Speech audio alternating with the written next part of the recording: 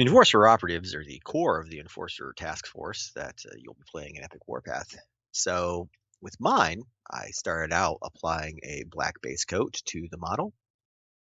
Then I do another base coat at a 45-degree angle of Payne's Gray. This kind of hints at the undersuit color and will slightly tint the zenithal we do later.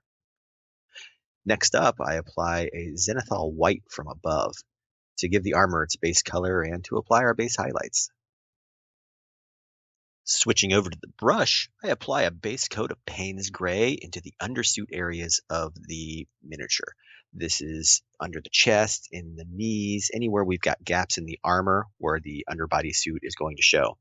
I also pick out a handful of details, especially on the helmet, the sides of the helmet, and the stripe running down the middle top.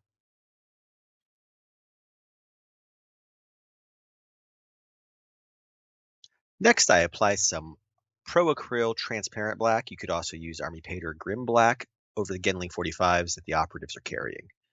This is not box art color. They typically have more of a brownish color, so that is up to you, but mine are black. Now on to some black red. I use this to apply to the shoulder pads as well as to apply the crossline pattern on the chest that we see in a lot of the box art for enforcers. This is a little more of a slow and delicate step. Some of these turn out really well for me, some of them not so well, but at this scale you can also get away with a lot from 3 feet away. Next, I apply a thinned down Payne's Gray wash to the entire mini. I do about a 1-to-1 mix of water to wash, just thin it a little bit so that it doesn't tint the entire model more of a blue than the white. This is a huge step, especially at this scale, because a lot of these small details will pop out a lot nicer with the wash on them. From here, we're going to apply some color to your base. In my case, I'm using just a neutral gray on here. I did find later on throughout the process that using Pro Acryl texture paste as the base and paint for these models works a lot better for me.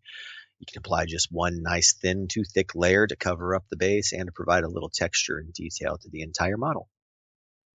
My earliest models, I applied some scenic terrain bits too, but I found that this was a little too stuffed onto the base and was a process I eventually abandoned.